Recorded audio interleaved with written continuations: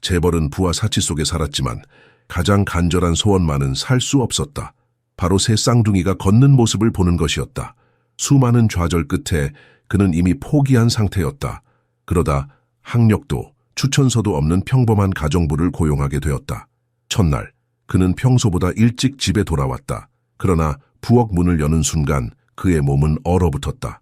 대리석 조리대 위에서 그 여자가 아이들과 함께하고 있던 행동은 도저히 믿기 힘든 일이었다. 계속하기 전에 채널 구독과 좋아요를 눌러주시고 끝까지 시청해주세요. 분명 여러분을 감동시킬 이야기입니다. 서울 강남구의 가장 부유한 동네에서 강태현의 저택은 마치 성공한 기업의 기념비처럼 우뚝 서 있었다. 대한민국 최고의 건설 재벌 그룹 강룡건설의 회장인 강태현은 이 현대식 한옥과 유리로 지어진 요새에 온 마음을 쏟았다. 대리석으로 장식된 150평의 저택은 한강이 내려다 보이는 파노라마 창문과 이탈리아에서 공수한 최고급 가구들로 가득했다. 모든 것이 완벽했고 모든 것이 값비쌌으며 모든 것이 진정한 생명력을 잃어버린 채로 존재했다. 1년 전 은지가 삼둥이를 출산하다 세상을 떠난 이후 이 집은 마치 침묵의 묘지처럼 변해버렸다. 3살배기 삼둥이 예은, 준호, 산구는 유리 성안의 왕자와 공주처럼 살고 있었지만 그들의 다리는 완전히 움직이지 않았다. 의사들의 진단은 충격적이었다. 출산 과정에서 발생한 신경 손상. 4개 대륙에서 초빙된 12명의 전문의들이 모두 같은 결론을 내렸다. 아이들은 결코 걷지 못할 것이다. 강태현은 5조 원에 달하는 자신의 재산을 아이들의 치료에 쏟아부었다. 스위스의 실험적 치료법, 미국의 줄기세포 치료, 독일의 위험한 수술까지 24시간 대기하는 최고급 물리치료사들, 집 한 채 값보다 비싼 의료장비들, 그리고 쉬지 않고 돌보는 간병인들이 삼둥이를 애워싸고 있었다. 그럼에도 불구하고 그들의 작은 몸은 현대의학이 해결할 수 없다고 선언한 상태에 갇혀 있었다. 돌아가신 어머니를 닮은 옅은 갈색 머리의 예은은 특별히 제작된 의자에서 미소 짓기를 시도했다. 아버지처럼 초록색 눈을 가진 준호는 자신이 신체적으로 탐험할 수 없는 세상을 바라보았다. 3명 중 가장 작은 상우는 자신의 다리가 결코 데려다 줄 수 없는 장난감을 향해 작은 팔을 뻗고 있었다. 태현은 매일 밤 아이들이 잠든 후 자신의 서재에서 소주를 마셨다. 그의 눈에서는 눈물이 흘러내렸다. 은지야, 어떻게 해야 하니? 우리 아이들이 네 얼굴도 모르고 자라는데 걷지도 못하고. 그는 아내의 사진을 바라보며 속삭였다. 한국의 엄격한 기업 세계에서는 감정을 드러내는 것이 약점으로 여겨졌기에 오직 밤의 고요함 속에서만 그는 자신의 슬픔을 표현할 수 있었다. 저택의 넓은 정원에는 은지가 직접 디자인했던 연못과 꽃길이 있었다. 태현은 그곳을 바라보며 아내와의 추억을 떠올렸다. 이 아이들이 언젠가 이 정원을 달릴 수 있게 해달라고 빌었는데 그는 소주잔을 비우며 중얼거렸다. 강남의 화려한 불빛이 창문을 통해 스며들었지만 강태현의 황금빛 저택 안에는 이미 절망이 깊숙이 자리 잡고 있었다. 다음 날 아침 태현의 휴대폰이 울렸다. 가사도우미 소개소에서 온 전화였다. 강 회장님, 새로운 가정부를 소개해 드리려고 합니다. 이수민 씨라고 29살의 추천서가 아주 훌륭합니다. 차가운 10월의 아침이 강태현의 저택에 예상치 못한 변화를 가져왔다. 가사도우미 소개소에서 온 전화는 새로운 직원에 대한 정보를 전달했다. 이수민 씨는 진심으로 일하는 분이시고 특히 아이들을 잘 돌보는데 능숙하시다고 합니다. 소개소 관계자가 설명했지만 태현은 겨우 대충 듣고 있었다. 그에게 있어 가정부란 그저 교체 가능한 존재였다. 조용히 일을 마치고 그의 삶에서 사라지는 사람들일 뿐이었다. 이수민은 오전 7시 정각에 낡은 천 가방과 직접 준비한 보온병을 들고 도착했다. 태현이 예상했던 것보다 젊었고 수민의 손은 오랜 세월 열심히 일해온 흔적을 말해주고 있었다. 그녀의 눈빛에는 피로와 함께 태현이 즉시 알아차릴 수 없는 조용한 결단력이 섞여 있었다. 그녀는 다른 직원들이 이 웅장한 저택을 보고 보이는 두려움, 어린 존경심 없이 그저 안녕하세요 라고 간단히 인사했다. 이 집에는 몇 가지 규칙이 있습니다. 태연이 단호하게 말했다. 시간 엄수는 필수이고 출입금지 구역이 있으며 무엇보다 삼둥이의 의료치료를 방해하지 마세요. 수미는 조용히 고개를 끄덕이며 주어진 유니폼을 받아들고 추가 질문이나 주변의 호화로움에 대한 언급 없이 바로 업무 공간으로 향했다. 태현은 창밖을 내다보며 한숨을 쉬었다. 또 한 명의 직원이 얼마나 버틸까? 그는 중얼거렸다. 지난 1년간 10명이 넘는 가정부가 이 집을 떠났다. 장애가 있는 새 아이를 돌보는 것이 너무 힘들다는 이유였다. 태현은 이제 더 이상 기대조차 하지 않았다. 수민이 주방에서 첫 청소를 시작했을 때 놀라운 일이 벌어졌다.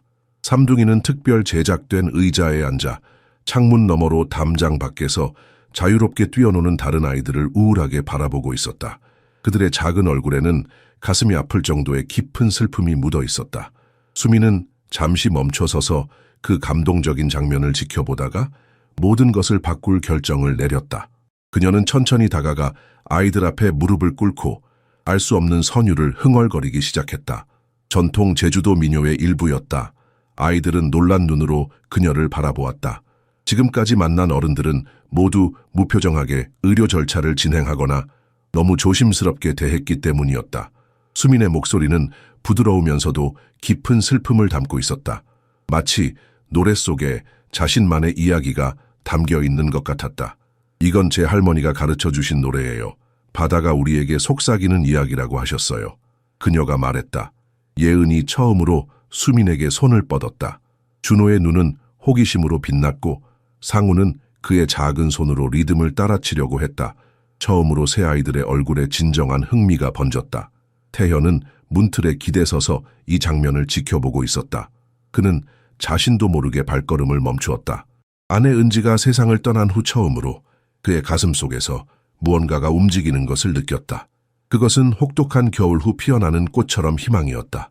1년 만에 처음으로 강태현의 저택에 잊혀졌던 아이들의 행복한 소리가 울려 퍼졌다. 저녁에 보안 카메라 영상을 검토하던 태현은 더욱 놀라운 것을 발견했다. 청소 시간 동안 수미는 모든 집안일을 매혹적인 교향곡으로 변화시켰다. 빗자루의 리듬은 타악기가 되고 걸레질의 움직임은 매력적인 춤이 되었다. 그녀의 존재가 이 차가운 대리석 집에 생명을 불어넣고 있었다. 수민이 부르기 시작한 노래는 이 고요한 저택에서 지금까지 울려 퍼진 어떤 소리와도 달랐다. 그것은 조용한 해변의 파도 소리처럼 부드럽고 리드미컬한 고대 제주도 민요였다. 그녀의 손은 공중에서 우아하게 움직이며 보이지 않는 형태를 만들어냈고 삼둥이는 호기심 가득한 눈으로 그 움직임을 따라갔다. 이 노래는 제 할머니의 할머니가 부르시던 거예요. 바람의 숨결과 바다의 기억을 담고 있다고 해요. 수민이 속삭였다. 아이들은 마치 그녀의 말이 마법의 주문처럼 들리는 듯 집중했다. 무한한 부드러움으로 수민은 노래의 리듬에 맞춰 예은의 움직이지 않는 다리를 조금씩 움직이기 시작했다. 이것은 아이들이 몇 달 동안 받아온 차갑고 임상적인 치료와는 완전히 달랐다. 음악적이고 자연스럽고 유기적이었다. 마치 몸이 단지 원래의 멜로디를 잊어버린 악기일 뿐이고 인내와 사랑으로 그것을 상기시켜 주기만 하면 되는 것처럼 느껴졌다. 준호가 처음으로 반응했다. 그는 몇 달 동안 이 집에서 들리지 않았던 맑고 진실된 웃음소리를 터뜨렸다. 그의 크리스탈 같은 기쁨의 소리가 대리석 벽을 타고 천상의 음악처럼 울려 퍼졌다. 상우는 작은 손으로 열정적으로 박수를 치기 시작했고 예은은 수민을 향해 팔을 뻗으며 말없이 더 많은 이 설명할 수 없는 마법을 요청했다. 할머니는 노래가 치유의 힘을 가지고 있다고 하셨어요. 수민이 부드럽게 말했다. 우리 몸은 기억해요. 우리가 잊어버렸다고 생각하는 것들도 사실은 우리 안에 있어요. 문간에서 조용히 지켜보던 태연은 은지가 떠난 이후 죽었다고 생각했던 무언가가 가슴속에서 움직이는 것을 느꼈다. 그것은 희망이었다. 순수하고 단순한 희망이 혹독한 겨울 후 피어나는 꽃처럼 피어나고 있었다. 1년 만에 처음으로 강태현의 저택은 잊혀진 아이들의 행복한 소리로 가득 찼다. 태현은 눈물이 그의 뺨을 타고 흐르는 것을 느꼈다. 강철 같은 비즈니스맨으로 알려진 그가 이렇게 감정을 드러내는 것은 매우 드문 일이었다. 그는 재빨리 손등으로 눈물을 닦아냈지만 그의 마음속에 일어난 변화는 지울 수 없었다. 아빠, 보세요. 산구가 외쳤다. 그것은 아이가 수개월 만에 처음으로 한 말이었다. 태현은 충격으로 얼어붙었다. 의사들은 신경 손상이 언어 발달에도 영향을 미칠 수 있다고 경고했었다. 하지만 지금 상우는 말하고 있었다. 단순한 단어였지만 그것은 기적처럼 느껴졌다. 그날 저녁 아이들이 잠든 후 태현은 수민을 자신의 서재로 불렀다. 오늘 제가 본 것은 무엇이었나요? 그의 목소리는 낮고 감정적이었다. 1년 동안 최고의 전문가들이 해내지 못한 일을 어떻게 하루 만에 해냈죠? 수민은 잠시 침묵했다. 저는 그저 아이들과 연결되었을 뿐입니다. 때로는 의학보다 더 깊은 것이 필요해요. 그녀의 눈에는 자신만의 슬픔이 깃들어 있었다. 태현은 그녀를 의심스럽게 바라보았다. 당신이 지원서에 적은 것보다 더 많은 것을 알고 있는 것 같군요. 당신은 정말 그냥 가정부인가요? 수민은 미소를 지었다. 슬프고 지혜로운 미소였다. 저는 지금 제가 있어야 할 곳에 있는 사람입니다, 강 회장님. 그녀는 단순하게 대답했다. 태현은 그날 밤 처음으로 소주를 마시지 않고 잠자리에 들었다. 그의 꿈에서 은지가 미소를 지으며 희망을 놓지 마세요라고 속삭였다. 그는 오랜만에 평화롭게 잠들었다. 두 번째 주는 모든 의학적 논리에 도전하는 변화를 가져왔다. 수민은 모든 청소 활동을 아이들을 위한 풍부한 감각 경험으로 바꾸는 혁명적인 일과를 개발했다. 바닥의 빗자루를 리드미컬하게 치는 소리는 매혹적인 타악기 소리가 되었고, 공중에서 흔들리는 걸레는 최면적인 춤이 되었으며, 다양한 표면에 대한 그녀의 손뼉 소리는 아이들이 자신의 작은 손으로 모방하려는 멜로디를 만들어냈다. 가장 놀라운 것은 수민이 청소 과정의 삼둥이를 직접 참여시키기 시작했다는 것이었다. 태현은 어느 오후 수민이 예은을 무릎에 앉히고 주방 테이블을 닦는 것을 발견했다. 소녀는 작은 천을 들고 있었고 수민의 경험 많은 손의 안내를 받아 대리석 표면 위에서 부드러운 원을 그리며 움직였다. 그녀의 눈은 태현이 전에 본 적 없는 집중력으로 빛나고 있었다. 천이 테이블 위에서 어떻게 춤추는지 느껴봐요. 수민이 멜로디컬한 목소리로 속삭였다. 그 소리를 들어봐요. 마치 파도가 모래를 부드럽게 어루만지는 것 같지요. 예은은 기쁨에 차서 웃으며 독립적으로 천을 움직이려고 시도했고, 의자에서 무력하게 매달려 있던 그녀의 다리는 수민이 온몸으로 만들어내는 리듬에 미묘하게 반응하는 것처럼 보였다. 준호와 상우는 자신들의 의자에서 열정적으로 박수를 치며 수민이 마법처럼 만들어내는 보이지 않는 음악을 느끼는 것처럼 몸을 흔들었다. 보안 카메라는 불가능한 순간들을 포착했다. 삼둥이가 적극적으로 참여하고 그들의 표정이 무관심에서 순수한 호기심으로 변하고 그들의 몸이 가장 비싼 의료치료도 깨우지 못했던 자극에 반응하는 모습. 태현은 자신의 지하 사무실에서 일에 집중할 수 없었다. 평소라면 그의 모든 관심을 끌었을 재무 보고서들이 흐릿해졌다. 그의 마음은 계속해서 자신의 아이들이 과학적으로 불가능해 보이는 방식으로 살아가는 모습으로 되돌아갔다. 할머니는 몸이 기억한다고 하셨어요. 수민이 어느 날 아이들에게 말했다. 우리가 잊었다고 생각하는 것들을 몸은 여전히 기억하고 있어요. 우리는 그저 몸에게 어떻게 그 기억을 다시 찾아내는지 상기시켜 주기만 하면 돼요. 태현은 목구멍에 무언가 걸린 듯한 느낌을 받았다. 그는 자신이 끊임없이 아이들의 장애에만 집중했다는 것을 깨달았다. 그들의 한계, 그들의 상실, 그들이 할 수 없는 것들만 보았다. 하지만 수민은 그들의 가능성, 그들의 생명력, 그들 안에 여전히 존재하는 음악을 보았다. 어느 날 밤, 태현은 보안 시스템에 새로운 카메라를 설치했다. 그는 이 변화가 어떻게 일어나고 있는지 더 자세히 보고 싶었다. 그것은 수민에 대한 불신이 아니었다. 그는 단지 이해하고 싶었다. 어떻게 이 평범한 가정부가 세계적인 전문가들이 실패한 곳에서 성공하고 있는지. 영상은 태현을 완전히 놀라게 했다. 수민은 아이들을 위한 수업 시간을 만들고 있었다. 그것은 한국 전통 물리치료와 음악치료, 그리고 현대의학의 독특한 결합이었다. 그녀의 움직임은 무용가처럼 유연하고 정확했다. 그녀의 목소리는 치유사의 지혜를 담고 있었다. 이 여자는 도대체 누구지? 태현은 의아해했다. 단순한 가정부가 아닌 것은 확실해. 태현의 비서인 박 실장이 사무실에 들어왔다. 회장님, 일본 투자자들과의 화상회의가 5분 후에 시작됩니다. 태현은 영상을 끄지 않았다. 대신 그는 박 실장에게 말했다. 이 여자에 대해 알아봐. 이수민. 그녀의 배경, 교육, 모든 것. 내일 아침까지 보고해. 박 실장은 화면을 보고 놀랐다. 삼둥이가 웃고 노래하며 움직이는 모습. 1년 동안 그런 모습을 본 적이 없었다. 네, 회장님. 즉시 알아보겠습니다. 태현은 화상회의에 참석했지만 그의 생각은 계속해서 그의 아이들과 그들에게 희망을 가져다준 수수께끼 같은 여자에게로 향했다.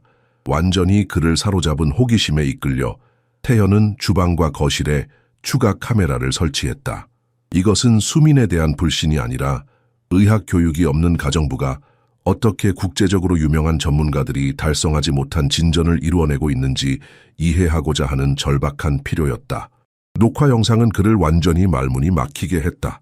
수민은 단순히 집을 청소하는 것이 아니었다. 그녀는 모든 순간을 교묘하게 재미로 위장한 치료로 변환시키고 있었다. 그녀는 삼둥이를 주방 바닥에 부드러운 매트에 앉히고 일반 가정용 도구들을 정교한 음악 악기로 바꾸었다. 냄비를 치는 숟가락은 다양하고 매혹적인 리듬을 만들어냈다. 포크로 가볍게 두드린 물이 담긴 유리잔은 크리스탈 같은 소리를 냈다. 프라이팬 뚜껑은 아이들이 모방하려고 하는 음악적 심벌주로 변했다. 이 리듬은 제주도 해녀들이 바다에 들어가기 전에 부르는 노래에서 왔어요. 수민이 설명했다. 그들의 숨소리와 물결의 리듬이 하나가 되는 거예요.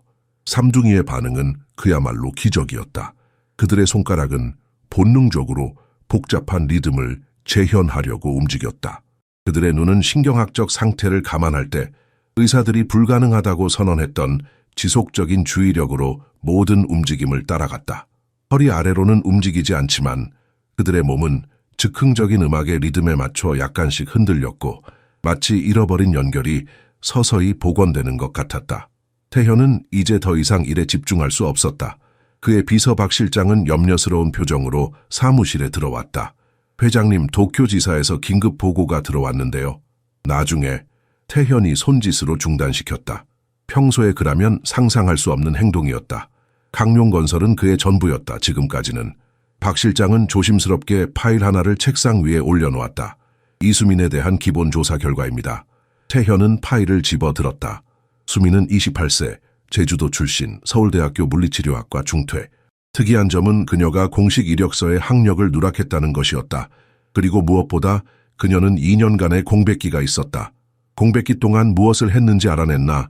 태현이 물었다. 아직 조사 중입니다. 박 실장이 대답했다. 하지만 그녀의 할머니는 제주도에서 유명한 신방이었다고 합니다. 신방? 태현이 눈썹을 치켜 올렸다. 네, 제주도 전통 무당이자 치유사입니다. 지역에서는 해녀들의 수호자로 알려져 있었답니다. 그녀의 치유 방법은 음악과 움직임을 결합한 것으로 유명했다고 합니다. 카메라가 포착하지 못한 무언가가 있었지만 태현은 자신의 아이들의 얼굴에서 그것을 볼 수 있었다. 그들은 완전히 새로운 방식으로 세상과 연결되고 있었다. 그들의 특징적인 무관심은 순수한 호기심, 자발적인 기쁨, 그리고 위험하게도 순수한 희망과 닮은 것으로 대체되고 있었다. 다음 날 태현은 그의 출근 시간을 늦췄다. 그는 평소라면 이미 회사에 있을 시간에 집에 머물렀다. 그는 수민과 아이들을 더 자세히 관찰하고 싶었다. 그는 주방 밖에서 듣고 있었다. 수민이 아이들에게 이야기하는 소리가 들렸다. 준호야, 너의 손가락이 어떻게 음악을 느끼는지 봐. 네 몸은 기억하고 있어. 그냥 몸이 기억해낼 수 있게 도와주면 돼. 태현은 더 가까이 다가갔다. 그는 준호가 작은 북을 치는 것을 볼 수 있었다. 단순한 리듬이었지만 분명 의도적이었다. 예은은 종이컵과 젓가락으로 리듬을 만들고 있었고 상우는 발을 바닥에 대고 앉아 있었다. 발을, 그리고 리듬에 맞춰 발가락을 두드리려고 시도하고 있었다. 태현은 자신의 눈을 믿을 수 없었다. 의사들은 아이들이 결코 발을 사용하지 못할 것이라고 했다. 하지만 여기 상우는 그의 발가락을 움직이고 있었다. 그 변혁적인 주가 끝날 무렵 태현은 전례 없는 결정을 내렸다. 그는 수민의 즉흥적인 세션 중 하나를 직접 관찰할 것이다. 수민의 과거에 대한 충격적인 정보를 손에 쥔 태현은 그녀가 삼둥이를 데리고 야외 음악 세션을 위해 정원으로 나가는 그날 오후 조용히 뒤를 따랐다. 그는 서재의 창문 뒤에 서서 수민이 아이들을 부드러운 담요 위에 작은 원을 형성하도록 배치하는 것을 지켜보았다. 준호는 쌀이 든 플라스틱 병으로 만든 즉석 마라카스를 들고 있었고 상우는 빈캔과 종이로 만든 창의적인 북을 가지고 있었으며 예은은 수민이 나무 숟가락으로 냄비를 두드리며 만드는 리듬에 맞춰 박수를 치고 있었다. 하나, 둘, 셋, 수민이 인내심 있게 세었고 삼둥이는 음악적 박자를 따라가려고 노력했다. 이제 천천히 이렇게 음악이 여러분의 몸 안에서 살아 숨쉬는 것을 느껴보세요. 그녀는 아이들을 마치 최면에 걸린 듯 바라보게 만드는 멜로디컬한 목소리로 지시했다. 태현은 그의 목구멍에 고통스러운 감정의 덩어리를 형성시키는 무언가를 목격했다. 출생사고 이후 처음으로 그의 아이들은 적극적으로 서로를 돕고 있었다. 준호가 마라카스를 떨어뜨렸을 때 상우는 그것을 집어 형에게 돌려주기 위해 결연히 작은 팔을 뻗었다. 예은이 박수치는 것에 지쳤을 때 준호는 부드럽게 그녀의 작은 손을 잡고 음악적 리듬을 유지하도록 도왔다. 그들은 역경보다 더 깊은 무언가로 연결된 진정한 형제자매, 진정한 가족처럼 기능하고 있었다. 수년 동안 태현은 오직 그들의 신체적 한계, 끊임없는 의료적 필요, 좌절스러운 의존성만 보았다. 이제 처음으로 그는 그들을 완전한 아이들로 기쁨과 협력과 형제애를 느낄 수 있는 존재로 보고 있었다. 우리 모두 함께 노래해 볼까요? 수민이 제안했다. 그녀는 제주도 민요 이어도사나를 부르기 시작했다. 태현은 그 노래를 알아보았다. 그의 어머니가 어린 시절 그에게 불러주던 자장가였다. 아이들은 그들이 할 수 있는 방식으로 참여했다. 예은은 후렴구를 따라 부르려고 시도했고 준호는 리듬에 맞춰 머리를 흔들었으며 상우는 그의 북을 두드렸다. 태현은 자신도 모르게 노래의 가사를 중얼거리고 있는 것을 발견했다. 모든 치료사와 간호사가 떠난 저녁, 태현은 혼자 거대한 식당에서 저녁을 먹었다. 테이블은 20명이 앉을 수 있을 만큼 컸지만 그는 혼자였다. 언제부터 그의 삶이 이렇게 고립되었는가? 은지가 죽은 후 그는 자신의 슬픔 속에 철저히 고립되었고 마치 아이들도 그와 같은 방식으로 격리시키려고 한 것 같았다. 이런 식으로는 안 돼. 그는 결심했다. 그가 단 한 번도 식탁에 초대한 적 없는 직원들이 지하 직원 식당에서 저녁을 먹고 있다는 것을 알고 있었다. 이수민도 그들과 함께 있을 것이다. 결단을 내린 태연은 자리에서 일어나 지하로 향했다. 그가 직원 식당에 들어섰을 때 모든 대화가 멈췄다. 간호사들과 가정부들, 경비원들과 정원사들이 충격에 빠진 표정으로 그를 쳐다보았다. 태연이 이 공간에 온 것은 이번이 처음이었다. 태연은 수민을 발견했다. 그녀는 구석에 혼자 앉아 있었고 그녀 앞에는 반쯤 먹은 김치찌개가 있었다. 이수민 씨, 그가 공식적으로 말했다. 내일 아침 식사를 우리와 함께 해주셨으면 합니다. 아이들과 저와 함께요. 직원들 사이에서 놀라움의 속삭임이 퍼져나갔다. 수민은 잠시 태현을 바라보았다. 그녀의 눈에는 이해할 수 없는 감정이 담겨 있었다. 영광입니다, 회장님. 그녀가 마침내 대답했다. 태현은 고개를 끄덕였다. 8시에 뵙겠습니다. 그는 방을 떠났지만 그의 마음속에서는 무언가가 바뀌고 있었다. 그는 이제 정확히 이수민이 누구인지, 그리고 단지 자신의 손길과 따뜻한 마음으로 불가능한 일을 해내는 여성이 어떤 비밀을 간직하고 있는지 알아내야만 했다. 사설 탐정이 화요일 아침에 보고서를 전달했다. 태현은 서재의 완전한 프라이버시 속에서 떨리는 손으로 마닐라 봉투를 열었다. 그가 발견한 것은 이수민에 대해 알고 있다고 생각했던 모든 것을 완전히 바꾸어 놓았다. 제주도 출신의 이수민은 그녀가 겨우 14살 때 교통사고로 비극적으로 사망한 부모의 외동딸이었다. 그녀는 외할머니인 이명순에 의해 양육되었는데 그녀는 지역에서 신방으로 알려진 제주도 전통 무당이자 치유사였다. 새해 동안의 중요한 성장기에 수민은 세대를 걸쳐 어머니에서 딸로 전해져 내려온 움직임을 통한 치유, 치료적 음악, 치유의 손길의 고대 기술을 배웠다. 17살 때 그녀는 서울대학교 물리치료학과의 전액 장학금을 받았다. 할머니는 수민의 졸업 직전에 세상을 떠났고 그녀에게 작은 제주도 집과 수세대의 현명한 여성들을 통해 전해진 치유의 비밀이 담긴 소중한 노트북을 남겼다. 수민은 꿈과 야망으로 가득 차 서울에 도착했다. 할머니에게서 물려받은 고대 지혜와 현대 의학 지식을 결합하려는 열망이 있었다. 그녀는 2년 동안 모범적인 학생이었고 교육 비용을 충당하기 위해 어린이 재활센터에서 파트타임으로 일했다. 그리고 그녀는 정도윤을 만났다. 부동산 재벌의 후계자로 마드리드에서 유학 중이었던 그는 서울 사교계에서 표면적인 매력과 숨겨진 잔인함으로 유명했다. 수민은 완전히 사랑에 빠졌다. 도윤은 그녀를 몇 달 동안 구애하며 공유된 미래를 약속했고 끊임없이 결혼과 이상적인 가족에 대해 이야기했다. 진정한 사랑을 찾았다고 확신한 수민은 관계에 전적으로 헌신하기 위해 공부를 완전히 포기했다. 그 기만은 2년 동안 계속되었고 도윤은 돈 없는 제주도 시골 소녀와 진정으로 결혼할 의도가 전혀 없었다. 신분 차이가 너무 커. 도윤이 마지막 만남에서 냉담하게 말했다. 내 부모님은 절대 허락하지 않을 거야. 너는 그저 시간을 보내는 존재였어. 태현은 보고서를 천천히 내려놓았다. 그의 가슴이 묵직해졌다. 그는 수민의 눈에서 본 슬픔을 이제 이해했다. 그것은 낯선 것이 아니었다. 그는 매일 아침 거울에서 그 같은 슬픔을 보았다. 보고서의 다음 페이지는 더욱 충격적이었다. 수민이 도윤과의 관계에서 임신했다는 사실이 드러났다. 그녀는 도윤의 배신을 알게 되었을 때 이미 임신 7개월이었다. 감정적 충격이 너무 커서 돌이킬 수 없는 합병증을 일으켰고 결국 그녀가 그토록 원했던 아이를 잃게 되었다. 도윤은 그녀를 잔인하게 버린 것뿐만 아니라 언론이 잃어버린 임신에 대해 알게 되었을 때 그녀와의 관계 자체를 공개적으로 부인했다. 수민은 동시에 자신의 아이, 유망한 경력, 계획된 미래, 그리고 인간의 사랑에 대한 믿음을 모두 잃었다. 태연은 창밖을 바라보았다. 폭우가 서울의 도시 풍경을 흐릿하게 만들고 있었다. 그것은 그의 마음 상태와 완벽하게 일치했다. 그는 책상 위에 은지의 사진을 응시했다. 우리 모두 상처를 가지고 있어. 그가 속삭였다.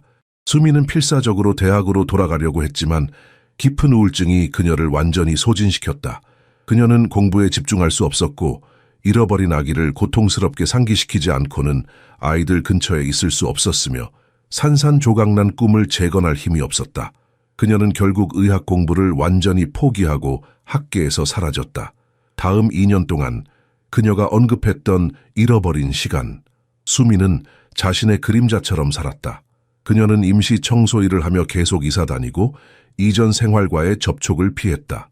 할머니가 전해준 치유의 재능을 사용할 수 없었다. 그녀 자신의 파괴적인 감정적 상처를 치유할 수 없었기 때문이었다. 왜 그녀가 우리 집에 왔을까? 태현은 스스로에게 물었다. 왜 우리 아이들을? 갑자기 그는 서류 더미 아래에서 기사 하나를 발견했다. 그것은 1년 전 강태현의 아내가 삼둥이를 출산하다 사망했다는 내용의 기사였다. 수민은 이 이야기를 알고 있었다. 어쩌면 그녀는 자신의 상처를 통해 다른 사람의 상처를 보았을지도 모른다. 도윤의 배신은 가장 잔인한 방식으로 밝혀졌다. 수민은 서울신문의 사교면에서 그가 다른 재벌 가문의 딸과 결혼한다는 기사를 읽었다. 그것은 가문들에 의해 주선된 결혼이었고 도윤은 공식적인 준비가 비밀리에 진행되는 동안 수민을 단지 일시적인 즐거움으로 이용했을 뿐이었다. 진실이 드러났을 때 수민의 세계는 완전히 무너졌다. 하지만 그것은 이야기의 가장 가슴 아픈 부분이 아니었다. 그 2년간의 관계 동안 수민은 임신했다. 그녀는 배신을 발견했을 때 이미 임신 7개월이었다. 감정적 충격이 너무 커서 돌이킬 수 없는 합병증을 일으켰고 결국 그녀가 그토록 원했던 아이를 잃게 되었다. 도윤은 그녀를 잔인하게 버린 것뿐만 아니라 언론이 잃어버린 임신에 대해 알게 되었을 때 그녀와의 관계 자체를 공개적으로 부인했다. 나는 그런 시골 여자를 모른다고 그는 자신의 가족 변호사를 통해 성명을 발표했다. 이는 분명 저희 가문의 부와 명성을 노린 계획된 속임수입니다. 수민은 동시에 자신의 아이, 유망한 경력, 계획된 미래, 그리고 인간의 사랑에 대한 믿음을 모두 잃었다. 한 주 안에 그녀의 삶은 완전히 파괴되었다. 그녀는 필사적으로 대학으로 돌아가려고 했지만 깊은 우울증이 그녀를 완전히 소진시켰다. 매일 아침 일어나는 것조차 거대한 노력이 필요했다. 그녀는 공부에 집중할 수 없었고 잃어버린 아기를 고통스럽게 상기시키지 않고는 아이들 근처에 있을 수 없었으며 산산조각난 꿈을 재건할 힘이 없었다. 진료실에 앉아 있으면 모든 아이가 제 아이처럼 보였어요. 그녀는 후에 태현에게 고백했다. 그들의 웃음, 울음소리, 심지어 그들의 숨소리까지도 제 가슴을 찢어놓았어요. 제가 안아보지도 못한 아이, 이름도 지어주지 못한 아이, 단 한 번도 자장가를 불러주지 못한 아이가 생각났어요. 수민은 결국 의학 공부를 완전히 포기하고 학계에서 사라졌다. 다음 2년 동안 그녀가 잃어버린 시간이라고 부르는 기간 동안 수민은 자신의 그림자처럼 살았다. 그녀는 임시 청소 일을 하며 계속 이사 다니고 이전 생활과의 접촉을 피했다. 제주도의 조용한 바닷가에서 그녀는 할머니가 남긴 치유의 노트를 읽었다. 상처는 감추는 것이 아니라 보듬는 것이다. 할머니의 필체가 그렇게 말했다. 치유는 고통이 사라지는 것이 아니라 고통과 함께 살아가는 법을 배우는 것이다. 하지만 수미는 할머니가 전해준 치유의 재능을 사용할 수 없었다. 그녀 자신의 파괴적인 감정적 상처를 치유할 수 없었기 때문이었다. 내면의 도구로 자신을 갉아먹으며 그녀는 날이 갈수록 자신의 할머니의 가르침에서 멀어져 갔다. 어느 날 아침 바다를 바라보며 수미는 신문에서 한 기사를 읽었다. 강태현의 아내가 삼둥이를 출산하다 사망했다는 내용이었다. 세 아이는 모두 중증 장애를 갖고 태어났다고 했다. 그녀는 자신도 모르게 그 기사를 오려서 지갑에 넣었다. 저도 이유를 정확히 모르겠어요. 그녀는 나중에 태연에게 말했다. 그런데 그 이야기가 제 마음에 닿았어요. 아마도 우리 모두 잃어버린 것이 있기 때문일 거예요. 당신은 아내를, 저는 아이를. 어쩌면 우리의 상처가 서로를 알아본 것 같아요. 그녀의 할머니의 목소리가 그녀의 귓가에 속삭였다. 네가 치유받고 싶다면 다른 이를 치유하라. 네가 위로받고 싶다면 다른 이를 위로하라. 수미는 그때 결심했다. 그녀는 강태현의 집에 지원서를 넣을 것이다. 아마도 그곳에서 그녀는 자신의 길을 다시 찾을 수 있을지도 모른다. 수민의 과거에 대한 고통스러운 지식으로 무장한 태현은 그녀가 삼둥이를 데리고 야외 음악 세션을 위해 정원으로 나가는 그날 오후 그녀를 기다렸다. 아이들은 올리브 나무의 너그러운 그늘 아래 담요 위에 누워 있었고 수민이 아름다운 한탄처럼 들리는 멜로디를 부르는 동안 나무잎들이 미풍에 춤추는 것을 바라보고 있었다. 2년 전에 무슨 일이 있었는지 알고 있습니다. 태현이 부드럽게 말하며 그들 옆 잔디에 앉았다. 도윤에 대해 알고 있습니다. 아기에 대해서도 알고 있고 당신이 잃은 모든 것에 대해서도 알고 있습니다. 수미는 그 말이 마치 물리적인 타격처럼 느껴져 눈을 감았다. 왜 이런 일을 하셨나요? 그녀가 억눌린 감정으로 목소리가 갈라져 물었다. 이해하고 싶었기 때문입니다. 태현이 솔직하게 대답했다. 어떻게 누군가가 이렇게 깊은 내면의 고통을 안고 있으면서도 다른 이들을 치유할 수 있는지 알고 싶었습니다. 수미는 벚나무 아래에서 놀고 있는 아이들을 바라보았다. 그들은 지난 몇 주 동안 놀라운 진전을 보였다. 준호는 이제 도움을 받으면 몇 걸음을 걸을 수 있었다.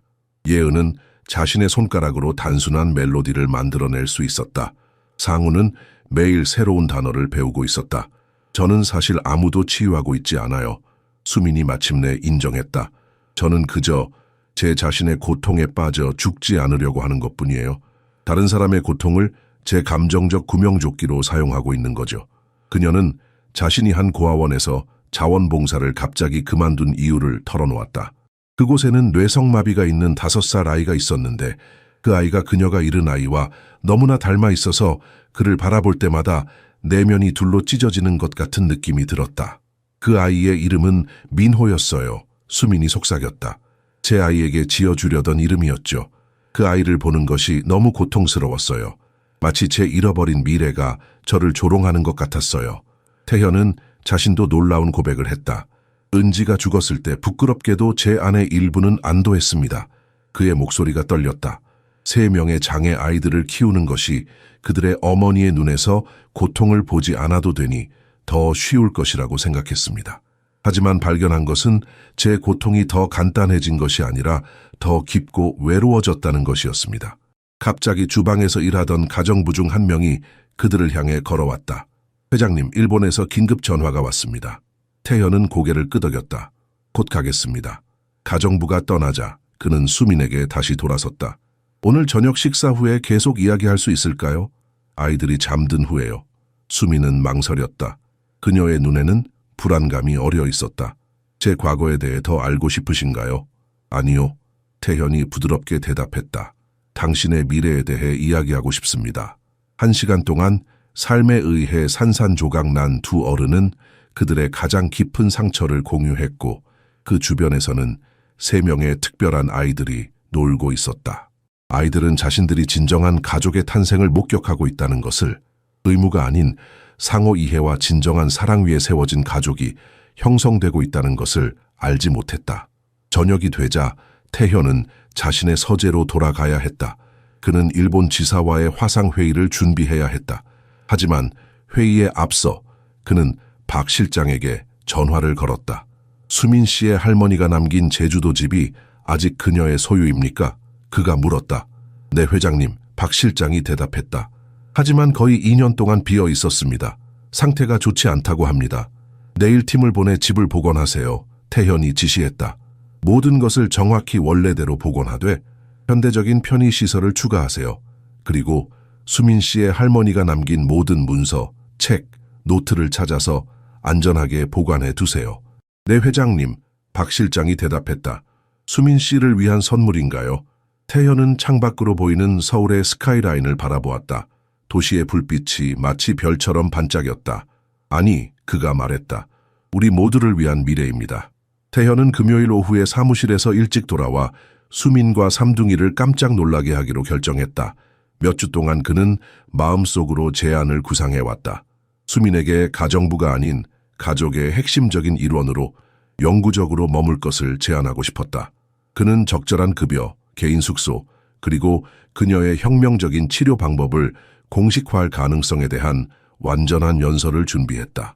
아무것도, 절대적으로 아무것도 그가 주방문을 조용히 열었을 때 발견한 것에 대비시키지 못했다. 황금빛 저녁 햇살이 큰 창문을 통해 걸러져 하얀 대리석 공간에 거의 마법 같은 분위기를 만들어냈다. 수민이 허락 없이 가져온 작은 식물 화분들이 공간을 장식하고 있었고 집에서 구운 빵 향기가 공기 중에 부드럽게 떠다녔다. 주방 중앙 대리석 조리대 위에는 3명의 삼둥이가 완전히 서 있었다. 그들의 맨발은 차가운 표면 위에 단단히 놓여 있었고 수민이 균형을 유지하기 위해 그들을 잡고 있었지만 그들의 다리가 적극적으로 자신의 체중을 지탱하고 있다는 것이 분명했다. 하나, 둘, 셋. 수민이 억제된 감정으로 가득 찬 목소리로 노래했다. 이제 우아한 무용수처럼 발을 움직여봐요. 그리고 태현의 믿을 수 없는 눈앞에서 불가능한 일이 일어나고 있었다. 예은이 오른발을 들어 올려 리듬에 맞춰 의도적으로 다시 내려놓았다. 준호는 무릎을 약간 구부리며 일종의 작은 인사를 하고 있었다. 상우는 보이지 않는 피아노를 연주하듯이 발가락을 대리석에 대고 움직이고 있었다. 그들의 다리가 작동하고 있었다. 완벽하지는 않고 도움 없이도 아니었지만 확실히 작동하고 있었다. 태현은 통제할 수 없이 눈물이 뺨을 타고 흐르기 시작했다. 3년간의 절망 동안 받았던 모든 의학적 예측에 도전하는 기적을 목격하며 여보세요, 강 회장님. 수민이 놀라서 말했다. 그녀는 아이들을 조심스럽게 조리대에서 내려 그들의 특별 의자로 돌려보냈다. 오늘 일찍 돌아오실 줄 몰랐어요. 태현은 말을 할 수 없었다. 그는 그저 서서 그의 아이들이 그의 눈앞에서 기적을 행했다는 것을 받아들이려고 노력했다. 그들이 서 있었어요. 그가 마침내 속삭였다. 네, 수민이 미소 지으며 말했다. 그녀의 눈에는 자부심과 공포가 섞여 있었다. 매일 조금씩 연습하고 있어요. 오늘은 특별한 날이었어요. 처음으로 3명 모두 동시에 균형을 잡을 수 있었거든요. 태현은 천천히 주방으로 걸어 들어갔다. 그의 발걸음은 불안정했고 마치 그 자신이 처음 걷는 법을 배우는 것 같았다. 그는 산구 앞에 무릎을 꿇고 아이의 작은 얼굴을 양손으로 감쌌다. 정말로 일어난 일이니 아들아? 그가 물었다. 상구가 웃었다. 아빠, 저 춤췄어요. 그가 자랑스럽게 말했다. 태현은 더 이상 감정을 억제할 수 없었다. 그는 아들을 품에 안고 눈물을 흘렸다. 그가 대한민국 최고의 건설 재벌로서 자신의 이미지를 걱정했던 시간은 지나갔다. 지금 이 순간 그는 그저 아버지였다. 어떻게 이런 일이 왜 그가 마침내 물었다. 수미는 부드럽게 미소를 지었다. 할머니는 항상 몸이 기억한다고 하셨어요. 아이들의 뇌가 다리와 어떻게 대화해야 하는지 잊었을 수도 있지만 그들의 근육과 뼈와 피부는 기억하고 있어요. 그들에게 필요한 것은 그 기억을 다시 불러일으키는 방법을 배우는 것뿐이었어요. 하지만 의사들은 태현이 시작했다. 의사들은 뇌와 신경에 대해 많이 알고 있지만 수민이 말을 이었다. 영혼에 대해서는 거의 모르죠. 때로는 치유가 과학 이상의 것을 필요로 해요. 그날 저녁 아이들이 잠든 후 태현은 수민을 자신의 서재로 불렀다. 방은 은은한 조명으로 밝혀져 있었고 창문을 통해 서울의 밤 풍경이 펼쳐졌다. 당신은 기적을 만들어냈어요. 태현이 말했다. 그의 목소리는 평소의 권위적인 톤이 아닌 순수한 경외감으로 가득 차 있었다. 제 아이들에게 삶을 돌려주었어요. 저에게도 삶을 돌려주었고요. 수민은 창밖을 바라보며 한강의 잔잔한 물결을 응시했다. 저는 그저 제 할머니가 가르쳐 주신 것을 했을 뿐이에요. 할머니는 모든 치유는 먼저 영혼에서 시작된다고 하셨어요. 수민 씨, 태현이 갑자기 진지해져서 말했다. 이제 당신은 우리 가족의 일부입니다. 더 이상 가정부로서가 아닌 다른 역할로요. 수민의 눈이 커졌다. 무슨 말씀이신지. 태현은 그녀의 손을 잡았다. 아직 확실히 말할 수는 없어요. 하지만 오늘 제가 본 것은 단순한 물리치료가 아니었습니다. 그것은 사랑이었어요. 그리고 사랑은 이 집에 오랫동안 부족했던 것입니다. 산구가 처음으로 수민의 손에서 완전히 놓아 아버지를 향해 실제로 의도적인 한 걸음을 내디뎠다. 작은 발이 대리석에서 들려 올라 의식적인 결단력으로 앞으로 움직여 다시 단단히 내려섰다. 그리고 다른 발이 같은 조정된 움직임을 따랐다. 상우는 태현이 그를 떨리는 팔로 안기 전에 두 걸음을 완벽하게 걸었다. 걸었어요. 태현이 산구를 팔에 안고 빙글빙글 돌며 외쳤다. 내 아들이 걸었어. 예은과 준호는 수민의 보호하는 팔에서 감정적인 축하를 지켜보며 박수치고 웃기 시작했다. 그리고 마치 그들도 같은 위협을 해낼 수 있다는 것을 증명하고 싶은 듯 두 아이 모두 수민이 조심스럽게 지탱하는 동안 공중에서 다리를 움직이기 시작했다. 태연은 상우를 안전하게 품에 안고 그의 작은 심장이 흥분으로 빠르게 뛰는 것을 느낄 수 있었다. 그는 자신의 감정을 주체할 수 없었다. 1년 동안 세계 최고의 의사들이 불가능하다고 말했던 것을 목격한 후의 압도적인 기쁨, 그의 눈에서 눈물이 흘러내렸다. 아빠, 울지 마요. 상우가 말했다. 기뻐요. 태현은 충격을 받았다. 그것은 상우가 한 가장 긴 문장이었다. 의사들은 아이들의 언어 발달이 지연될 것이라고 경고했었고 지금까지 그들은 주로 단어나 짧은 구절만 말했다. 하지만 상우는 완전한 생각을 표현하고 있었다. 그래, 아들아. 태현이 속삭였다. 기쁜 눈물이야. 그것은 절대적인 희열의 순간이었고 상우가 그의 첫 번째 단어를 분명하게 발음했을 때 정점에 달했다. 사랑해요. 전 세계가 멈춘 것 같았다. 태현은 마치 폐에서 모든 공기가 빠져나간 것처럼 느꼈다. 방금 뭐라고 했니? 그가 믿을 수 없다는 듯이 물었다. 사랑해요. 산구가 이번에는 더 명확하게 반복했다. 마치 세상에서 가장 놀라운 비밀을 발견한 것처럼 미소를 지었다. 사랑해요. 예은과 준호가 이구동성으로 말했다. 마치 그 말들이 완벽한 순간을 기다리며 작은 목구멍에서 인내심 있게 기다리고 있었던 것처럼. 너희들도 사랑해. 태현이 떨리는 목소리로 말했다. 그는 세 아이를 모두 한꺼번에 안기 위해 팔을 벌렸다. 이것은 그가 오랫동안 상상하지 못했던 순간이었다. 그의 아이들이 걷고 말하고 웃는 모습, 그의 가슴은 기쁨으로 넘쳐 터질 것 같았다. 다음 20분 동안 주방은 이론적으로 결코 걷지 못할 새 아이들이 미래를 향해 처음으로 불안정한 걸음을 내딛는 즉흥적인 무도회장으로 변했다. 이럴 리가 없어요. 태현이 수민에게 말했다. 의사들은 절대로 불가능하다고 했어요. 뇌 손상이 너무 심각하다고, 신경 경로가 영구적으로 손상되었다고. 수민은 온화하게 미소를 지었다. 의학은 우리 몸에 대해 많은 것을 알고 있지만 우리 영혼에 대해서는 거의 모릅니다. 때로는 희망과 사랑이 과학보다 더 강합니다. 가능성이 있다고 생각했나요? 태현이 물었다. 저는 항상 가능성을 믿었어요. 수민이 대답했다. 그녀의 눈에는 약간의 슬픔이 어려 있었다. 제 할머니는 항상 말씀하셨어요. 치유는 불가능한 것을 가능하게 하는 것이 아니라 가능성이 항상 그곳에 있었다는 것을 상기시키는 것이라고요. 삼둥이가 마침내 지치고 수민이 그들을 쉬게 하기 위해 의자에 앉혔을 때 태현은 감사의 눈물을 흘리며 그녀에게 다가갔다. 수민 씨, 그가 그녀의 손을 자신의 손 사이에 잡으며 말했다. 어떻게 감사해야 할지 모르겠습니다. 당신은 제 아이들에게 삶을 돌려주었어요. 저에게도 삶을 돌려주었고요. 수민은 아무것도 감사할 필요가 없다고 대답했지만 그녀의 목소리에는 이전에 없었던 새로운 따뜻함이 있었다. 네, 감사해야 합니다. 태현이 고집했다. 그리고 더 말해야 할 것이 있습니다. 당신이 우리의 가정부로 계속 있기를 원하지 않습니다. 수민의 얼굴이 즉시 슬퍼졌고 그의 말을 오해한 것이 분명했다. 제가 떠나길 원하세요? 그녀가 작은 목소리로 물었다. 아니요, 태현이 재빨리 대답했다. 당신이 영원히 우리 가족의 일원이 되기를 원합니다. 제 아이들에게는 어머니가 필요하고 당신에게는 어머니가 될 필요가 있으며 저는 말이 그의 목구멍에 얽혔다.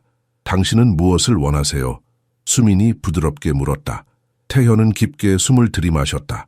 비즈니스 거래를 성사시키는 것보다 이 순간이 더 두려웠다. 제 가족을 구한 여성을 사랑하게 되었다고 믿습니다. 그가 마침내 고백했다. 수민 씨, 태현이 그녀의 손을 자신의 손 사이에 잡으며 말했다. 저는 당신이 어떻게 제 아이들을 삶으로 되돌렸는지 매일 지켜보았습니다.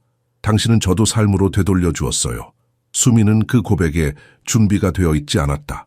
그녀의 눈은 놀라움으로 커졌고 그녀의 손이 태연의 손 안에서 약간 떨렸다. 주방의 공기는 갑자기 전기로 가득 찬 것 같았다. 회장님, 그녀가 시작했지만 태현이 부드럽게 그녀의 말을 막았다. 이제 그런 호칭은 그만 써요. 여기서는 그저 태현이에요.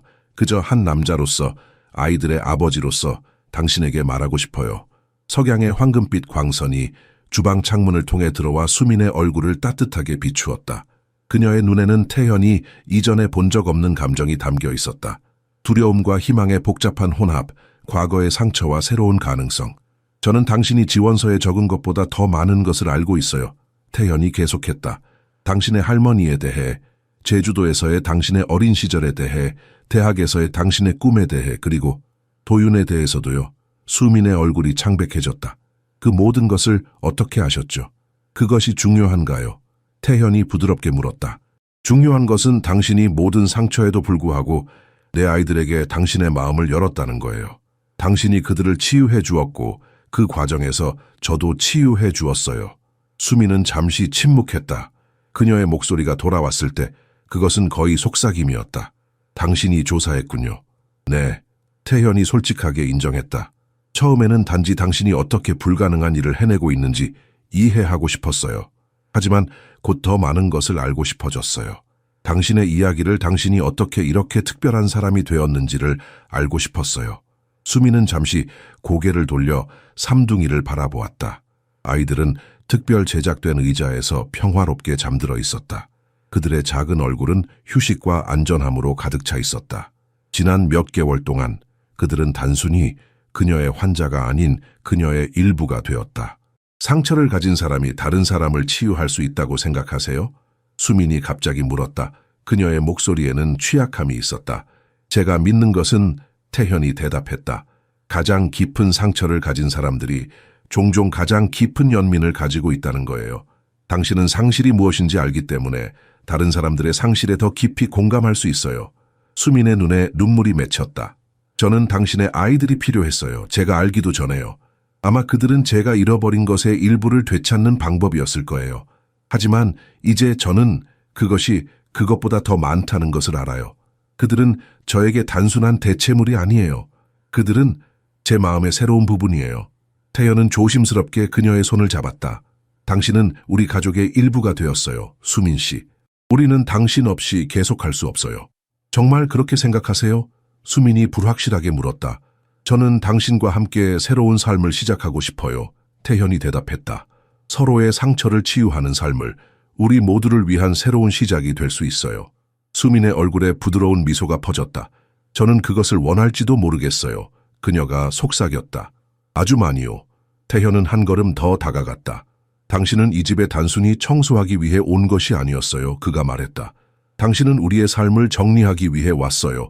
당신은 우리에게 빛과 음악과 기쁨을 가져왔어요. 그가 천천히 몸을 숙여 그녀의 입술에 키스했을 때 그것은 마치 모든 퍼즐 조각이 마침내 제자리에 맞춰지는 것 같았다. 두 사람 모두 너무 많은 것을 잃었지만 서로에게서 새로운 시작을 찾았다. 키스가 끝났을 때 수미는 그의 눈을 깊이 바라보았다. 이것이 진짜인가요? 그녀가 물었다. 아니면 또 다른 꿈인가요? 만약 꿈이라면 태현이 대답했다. 저는 절대 깨어나고 싶지 않아요. 잠시 후 예은이 부스스한 눈으로 깨어났다. 그녀는 아버지와 수민이 손을 잡고 있는 것을 보았다. 그녀의 작은 얼굴에 지혜로운 미소가 퍼졌다. 엄마? 그녀가 수민을 향해 손을 뻗으며 물었다. 수민의 심장이 멈춘 것 같았다. 그 단어는 그녀가 항상 듣고 싶었던 것이었지만 결코 들을 수 없을 것이라고 생각했던 것이었다. 그녀는 태현을 향해 불확실한 눈길을 보냈다. 그는 고개를 끄덕였다. 맞아, 예은아, 엄마야. 수민은 부드럽게 예은을 안아올렸다. 내 작은 천사야. 그녀가 떨리는 목소리로 대답했다. 엄마야. 저녁 햇살이 주방을 황금빛으로 물들이는 동안 깨어진 네 개의 영혼이 마침내 하나의 가족으로 합쳐졌다. 주방에서의 기적적인 첫걸음 이후 3개월. 강태현의 저택 안의 삶은 완전히 변화했다. 삼둥이는 이제 최소한의 도움으로 짧은 거리를 걸을 수 있었고 몇 분 동안 연속으로 서 있을 수 있었으며 태현이 그들의 놀라운 진전을 과학적으로 기록하기 위해 소집한 모든 전문가들을 놀라게 하는 명확함으로 말하기 시작했다. 수미는 공식적으로 저택으로 이사했다. 더 이상 직원이 아닌 태현의 동반자이자 삼둥이의 양어머니로서 그들은 주 게스트룸을 그녀의 개인 스튜디오로 개조했고 그곳에서 그녀는 음악, 신체 움직임, 깊은 감정적 연결에 기반한 재활 프로그램을 공식적으로 개발하기 시작했다. 태현은 15년 경력 중 처음으로 업무 시간을 줄였고 오후에는 삼둥이와 함께하는 수민의 치료 세션에 적극적으로 참여했다. 그는 자신이 이전에 기업 제국을 건설하는 데 집착하느라 탐구한 적이 없었던 음악적 재능을 발견했다. 이제 수민이 삼둥이의 운동을 지시하는 동안 기타를 연주했다. 너희 아버지는 재능이 있어. 수민이 아이들에게 속삭였다. 그가 항상 음악적이었는지 궁금했어. 아빠는 예전에 노래 안 했어요. 준호가 말했다. 항상 일만 했어요. 태현은 그 말을 듣고 잠시 기타 연주를 멈췄다. 그는 자신이 얼마나 많은 것을 놓쳤는지 깨달았다. 은지의 죽음 이후 그는 슬픔을 업무에 묻어두었다. 그는 빌딩을 짓고 계약을 체결하는데 너무 집중한 나머지 자신의 아이들이 자라는 모습을 거의 놓치고 있었다. 이제부터는 매일 노래할게. 그가 약속했다. 너희와 함께하는 매 순간을 소중히 여길 거야. 목요일 오후 아이들이 낮잠을 자고 태현이 중요한 화상 회의에 참석하는 동안 수미는 그들의 평화로운 일상을 바꿀 전화를 받았다. 서울대학교 병원의 김민재 박사였다. 이수민 씨, 의사가 긴급한 목소리로 말했다. 귀하의 치료 방법에 대해 들었습니다. 강태현 회장님의 아이들과의 성공에 대해서요. 수미는 긴장했다.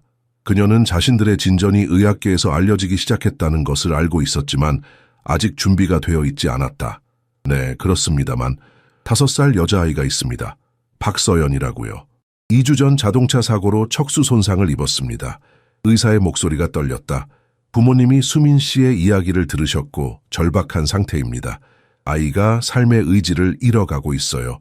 제대로 먹지도 않고 말도 거의 하지 않으며 기존 치료법을 완전히 거부하고 있습니다. 부모님은 최악의 상황을 준비하고 계십니다. 수민의 손이 전화기를 쥐고 떨렸다. 그녀의 마음속에 갑자기 자신이 잃은 아이의 이미지가 떠올랐다. 그 순간 그녀는 자신도 거의 5살이 되었을 아이를 생각하며 가슴이 조여들었다. 저는 의사가 아닙니다. 김 박사님. 그녀가 약하게 말했다. 전통적인 치유 방법과 물리치료 지식을 결합했을 뿐이에요. 그게 바로 우리가 필요로 하는 것입니다. 김 박사가 간절히 말했다. 현대의학은 때로 한계가 있습니다. 서연이의 부모님은 어떤 방법이든 시도할 준비가 되어 있습니다. 제발 한 번만 아이를 봐주실 수 있습니까? 수미는 창밖을 바라보았다. 저택의 정원에서는 삼둥이가 특별히 제작된 워커로 천천히 걷는 연습을 하고 있었다. 그들의 얼굴에는 집중과 결단력이 가득했다. 3개월 전에는 불가능하다고 여겨졌던 일이었다. 시간이 필요합니다. 그녀가 마침내 말했다. 가족과 상의해야 해요. 그날 저녁 아이들이 잠든 후 수미는 태연에게 전화에 대해 이야기했다. 그들은 저택의 넓은 테라스에 앉아 서울의 밤 풍경을 바라보고 있었다. 어떻게 생각해요? 그녀가 물었다. 제가 다른 아이를 도울 준비가 되었을까요? 태연은 그녀의 손을 잡았다. 당신은 준비되었습니다. 질문은 당신이 원하느냐는 거죠. 수미는 깊게 숨을 들이마셨다. 두려워요. 그녀가 인정했다. 다른 아이의 고통을 맞닥뜨리는 것이 제 상처를 다시 열어 젖힐까 봐요. 여기서 우리가 만든 행복을 위험에 빠뜨릴까 봐요. 태현은 그녀를 부드럽게 바라보았다. 진정한 행복은 나눌수록 커집니다. 당신이 우리 아이들에게 가져다 준 기쁨을 다른 아이에게도 나눠줄 수 있어요. 수민의 눈에 눈물이 맺혔다. 그녀는 자신의 할머니가 항상 말했던 것을 기억했다. 치유의 손길은 결코 쉬지 않는다. 한 생명을 구했다면 또 다른 생명을 구할 의무가 있다. 내일 아침에 그 아이를 보러 가겠어요. 그녀가 결심했다. 김민재 박사의 전화는 수민 안에 깊은 내적 갈등을 일으켰다. 지난 몇 달 동안 그녀는 이와 비슷한 전화를 수십 통 받았다. 강씨 가문의 기적이라는 소문이 전문의 네트워크와 절망에 빠진 가족들 사이에 퍼졌다.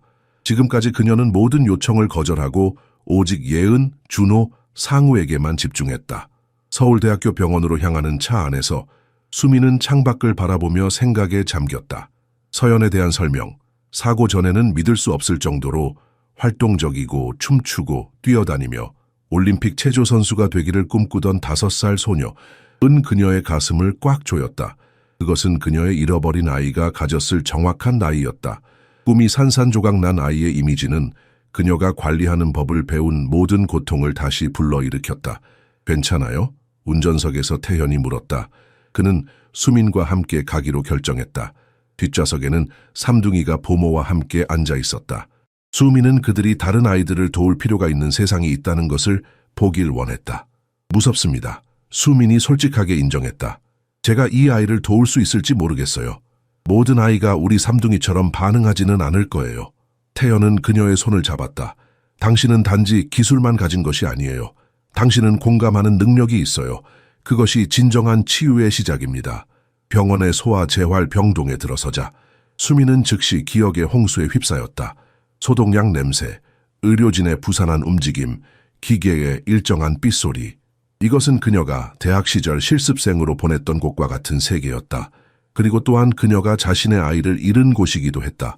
3.45 병실은 수민이 본 중에 가장 작고 슬픈 아이를 담고 있었다. 박서연은 5살이었지만 더 어려 보였다. 마치 고통이 그녀의 신체뿐만 아니라 세상 속 존재감 자체를 축소시킨 것 같았다. 그녀의 금발은 베개에 헝클어져 있었고 파란 눈은 아무것도 보지 않고 천장만 응시하고 있었으며 다리는 병원 시트 아래 움직이지 않았다. 침대 옆에서 서연의 어머니 윤지현이 딸의 무기력한 손을 잡고 조용히 울고 있었다. 창가에서는 아버지 박진우가 김 박사와 낮은 목소리로 이야기하고 있었다. 부모의 얼굴에 담긴 절망감은 너무 강렬해서 수미는 다른 사람의 고통을 흡수하는 익숙한 찌르는 감각을 가슴에 느꼈다. 그녀는 3번의 수술을 받았어요. 지현이 속삭였다. 그런데도 그녀는 말을 마치지 못했다. 수미는 천천히 서연의 침대로 다가갔다. 그녀는 조심스럽게 소녀의 손을 만졌다. 차갑고 생명력이 없었다. 안녕 서연아?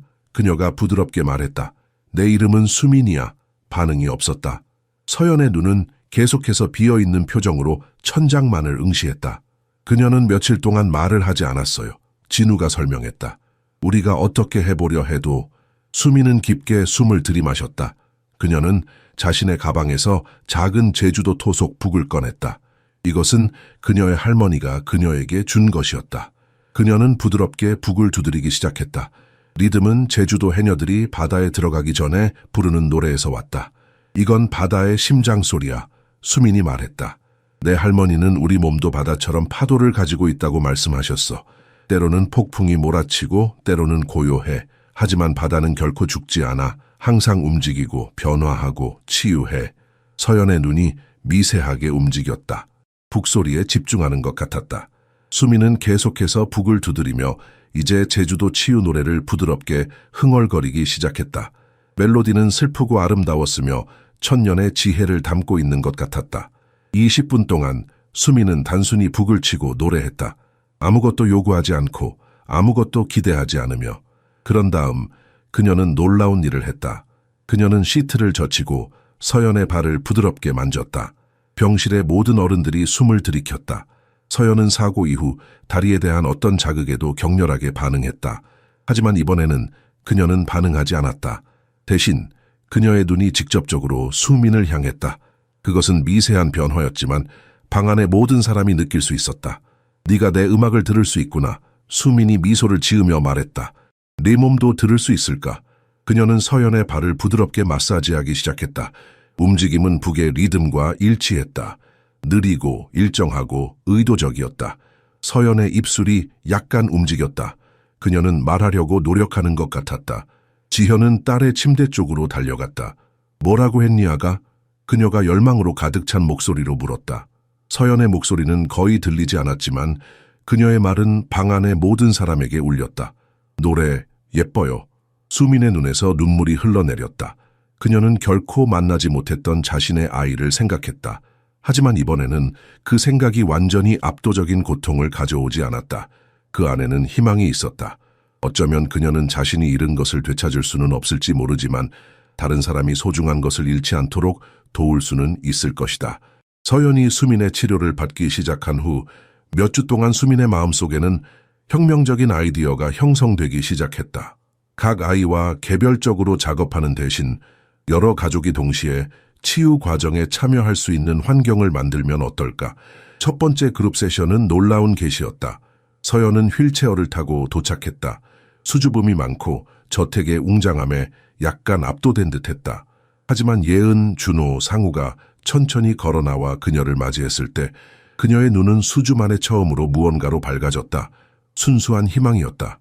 너희들도 휠체어 탔었어? 서연이 직설적으로 물었다. 그보다 더했어.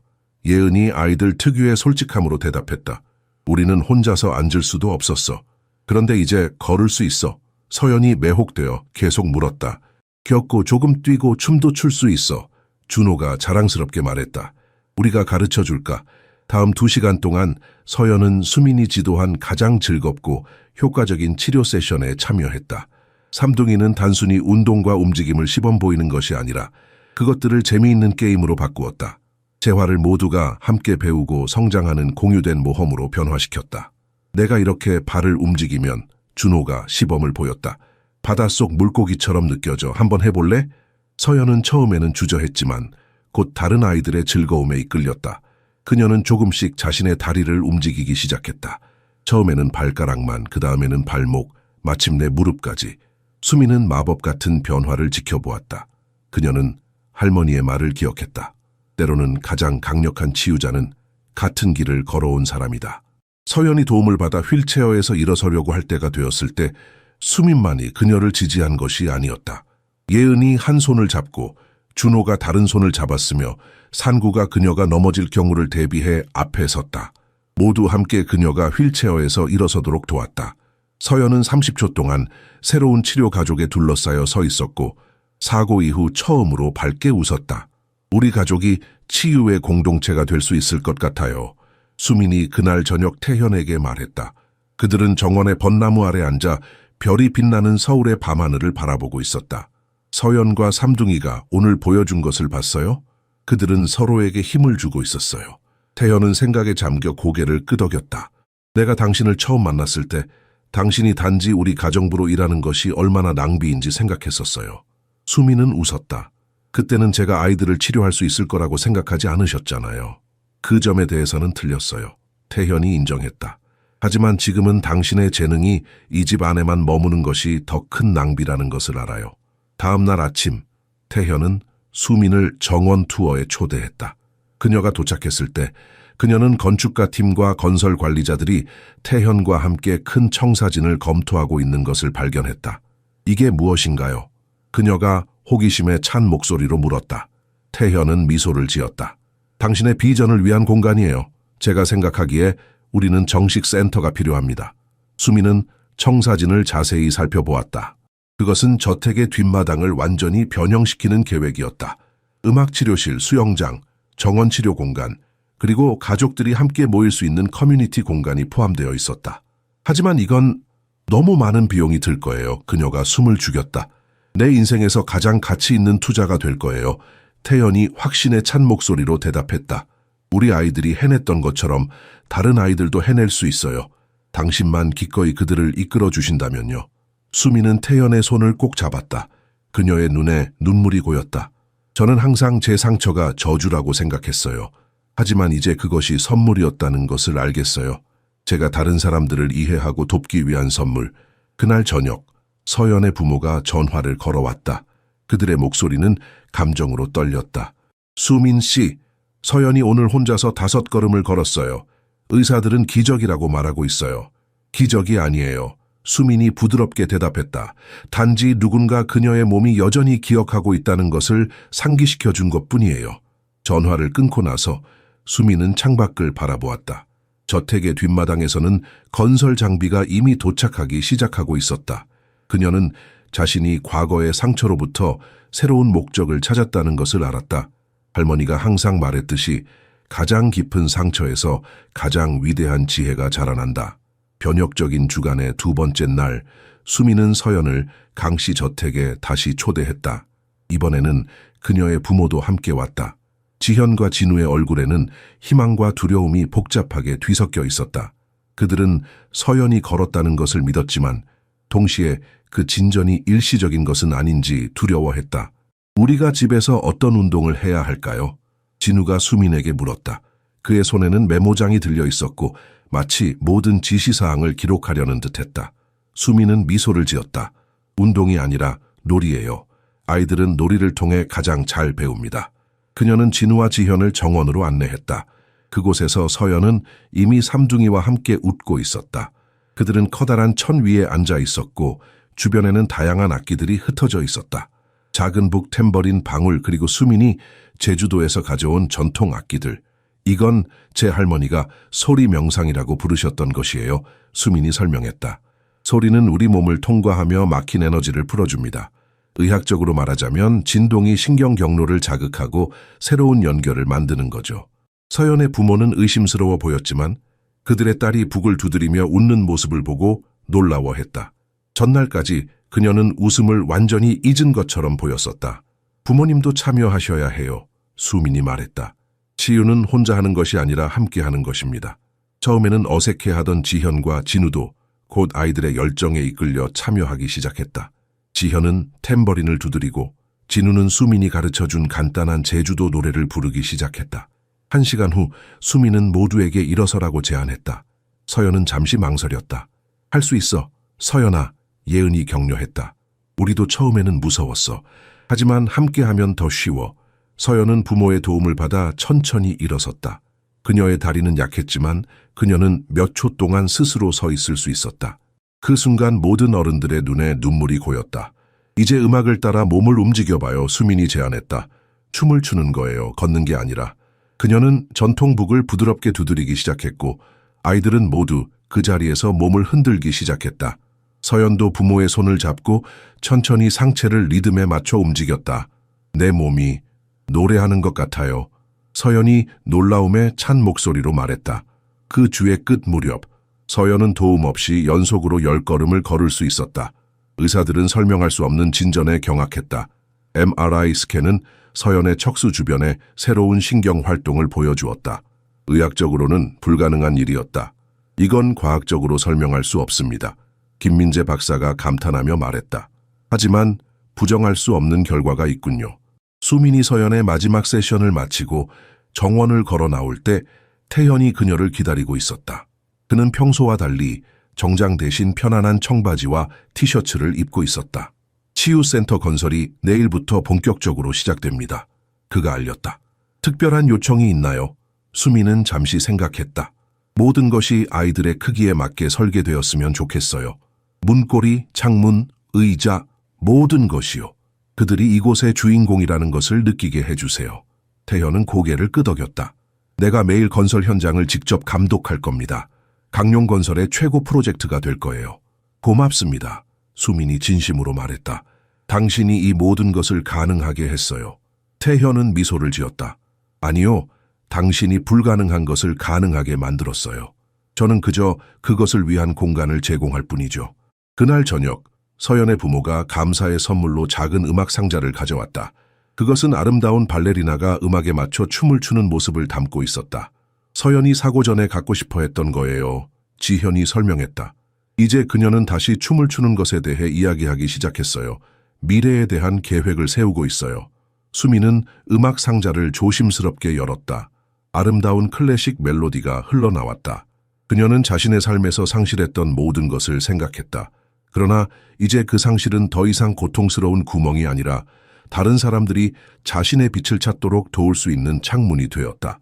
치유란 우리가 잃어버린 것을 되찾는 것이 아니라 수민이 부드럽게 말했다. 우리가 여전히 가지고 있는 것을 발견하는 거예요. 음악 상자의 발레리나가 빙글빙글 돌며 춤을 추는 동안 수민은 자신이 마침내 자신의 상처를 넘어서기 시작했다는 것을 느꼈다. 그리고 그 과정에서 그녀는 다른 이들도 그들 자신의 상처를 넘어설 수 있도록 돕고 있었다. 서연이 강씨 저택에서 첫걸음을 내디딘 지 6개월 후 가족재활센터는 놀라운 속도로 성장했다. 처음에는 개별 세션으로 시작했던 것이 이제는 동시에 12가족을 수용하는 혁명적인 프로그램으로 발전했으며 6개월 대기 명단과 국제적인 관심이 높아지고 있었다. 저택의 뒷마당은 완전히 최첨단 치료 단지로 변모했다. 특별히 설계된 음악 스튜디오, 온도 조절 수영장, 다양한 필요에 맞게 조정된 놀이 공간, 그리고 아이들이 치료 과정의 일부로 원예를 배울 수 있는 온실이 포함되어 있었다. 그러나 이 장소를 정말 특별하게 만든 것은 인상적인 물리적 시설이 아니라 모든 구석에 스며든 확장된 가족 분위기였다. 이제 8살이 된 예은, 준호, 상우는 공식적으로 센터의 주니어 치료 보조원이 되었다. 그들은 걷고 뛰고 춤추고 그들의 나이 또래 아이들이 보통 하는 모든 것을 할 수 있었다. 우리도 처음에는 너처럼 두려웠어. 예은이 새로운 7살 남자아이에게 말했다. 그는 척추 부상으로 병원에서 3개월을 보낸 후였다. 하지만 봐, 이제 내가 너를 도울 수 있어. 10살이 된 서연은 이제 완전히 회복되어 학생 프로그램의 디렉터가 되었다. 그녀는 다른 아이들이 자신의 신체적, 정서적 도전을 극복하도록 돕는 데 진정한 열정을 개발했다. 그녀는 자라서 수민처럼 되고 싶다고 결심했다. 사랑을 주요 약으로 사용하는 치유자. 수민 언니가 제게 가르쳐준 가장 중요한 것은 제 몸이 기억한다는 거예요. 서연이 새로운 아이들에게 설명했다. 우리가 해야 할 일은 그 기억을 깨우는 방법을 찾는 거예요. 프로그램을 졸업한 각 아이는 자동적으로 다음에 도착하는 아이들의 멘토가 되어 스스로 공급되는 치유와 희망의 끊임없는 사슬을 만들었다. 이 모델은 동료 간 치료가 종종 전통적인 치료보다 더 효과적이라는 것을 보여주었는데, 이는 아이들이 본능적으로 고통과 극복의 언어를 이해했기 때문이었다. 수미는 잠시 멈춰 서서 그녀 주변에서 일어나는 기적을 지켜보았다. 음악 스튜디오에서는 준호가 오른쪽 다리를 쓰지 못하는 새로운 소년에게 북 치는 법을 가르치고 있었다. 수영장에서는 예은이 다른 어린 소녀가 물속에서 균형을 잡도록 돕고 있었다. 정원에서는 상우가 자폐 스펙트럼 장애가 있는 아이와 함께 식물을 심고 있었다. 이게 당신이 상상했던 것인가요? 태현이 물었다. 그는 조용히 그녀 옆에 서서 아이들의 활동을 지켜보고 있었다. 수미는 미소를 지었다. 아니요, 이건 제가 상상할 수 있었던 것보다 훨씬 더 놀라워요. 병원에서 교육받은 의사와 물리치료사들이 이제 이 독특한 치료 모델을 배우기 위해 정기적으로 센터를 방문했다. 수민의 할머니의 전통 치유 방법과 현대의학의 결합은 학계 논문의 주제가 되었고 정부 지원 연구 프로젝트까지 이끌어냈다. 어제 서울대학교 의과대학에서 연락이 왔어요. 태현이 수민에게 말했다. 그들이 당신을 명예교수로 초빙하고 싶대요. 당신의 방법을 다음 세대의 의사들에게 가르치기 위해서요. 수민은 놀라서 그를 바라보았다. 하지만 저는 학위도 없어요. 제가 어떻게 교수가 될 수 있죠? 태현은 부드럽게 웃었다. 때로는 가장 위대한 교사들이 공식적인 자격증을 가진 사람들이 아니라 실제 경험과 진정한 지혜를 가진 사람들이에요. 어느 화창한 오후, 수미는 센터의 벤치에 앉아 있었다. 그녀 앞에는 2가지 중요한 서류가 놓여 있었다. 하나는 서울대학교의 명예교수 제안이었고 다른 하나는 세계보건기구의 초청장이었다. 그들은 그녀가 개발한 치료 모델을 전 세계의 다른 국가에 소개하기를 원했다. 당신의 방법은 전 세계 수천 명의 아이들을 도울 수 있습니다. WHO 대표가 그녀에게 말했다. 특히 첨단 의료시설에 대한 접근이 제한적인 개발도상국에서요. 이런 인정은 그녀에게 압도적으로 다가왔다. 단 2년 전만 해도 그녀는 상실과 실패로 정의된 인생을 살고 있었다. 이제 그녀는 희망의 등대가 되어 자신의 상처를 다른 이들을 위한 치유의 통로로 변화시켰다. 그녀가 2 서류를 바라보고 있을 때 작은 손이 그녀의 손을 덮었다. 그것은 상우였다. 괜찮아요, 엄마? 그가 물었다. 네, 사랑하는 아들아. 그녀가 대답했다. 그냥 생각 중이었어. 무슨 생각요? 그가 순진하게 물었다. 수미는 깊게 숨을 들이마셨다. 가끔은 가장 어두운 밤이 가장 밝은 아침으로 이어진다는 생각을 하고 있었어. 상우는 미소를 지었다. 8살이지만 그의 눈에는 자신의 나이보다 훨씬 더 깊은 지혜가 담겨 있었다. 할머니가 항상 그렇게 말씀하셨대요, 맞죠? 수미는 놀라서 그를 바라보았다. 그녀는 결코 자신의 할머니에 대해 상구에게 이야기한 적이 없었다. 어떻게 알았니? 그냥 알아요. 그가 단순하게 대답했다. 우리 모두 서로 연결되어 있으니까요. 당신이 그렇게 말했잖아요. 수미는 미소를 지으며 그를 품에 안았다. 그녀는 자신의 치유 여정이 이제 막 시작되었다는 것을 알았다. 서연이 강씨 저택에서 첫 걸음을 내디딘 지 1년이 지난 어느 화창한 봄날, 센터는 특별한 방문객을 맞이했다. 일본 도쿄대학교 의과대학의 야마모토 교수와 그의 연구팀이 수민의 치료법을 직접 관찰하기 위해 도착했다. 이수민 선생님, 당신의 업적은 동아시아 전역에서 화제가 되고 있습니다. 야마모토 교수가 입구에서 인사하며 말했다. 우리는 당신의 방법론을 연구하여 일본의 재활 프로그램에 통합하고 싶습니다. 수민은 겸손하게 고개를 숙였다. 제 방법은 특별한 것이 없습니다. 제 할머니의 지혜와 현대의학의 결합일 뿐이에요. 그 결합이 바로 우리가 관심을 갖는 이유입니다. 야마모토 교수가 설명했다. 현대의학은 때때로 전통적 지혜의 가치를 간과해왔습니다. 당신은 그 둘 사이의 다리를 놓았습니다. 방문객들은 오전 세션에 참석했다. 현재 12명의 아이들이 다양한 활동에 참여하고 있었다. 음악실에서는 준호가 6살 소년에게 장구 치는 법을 가르치고 있었다.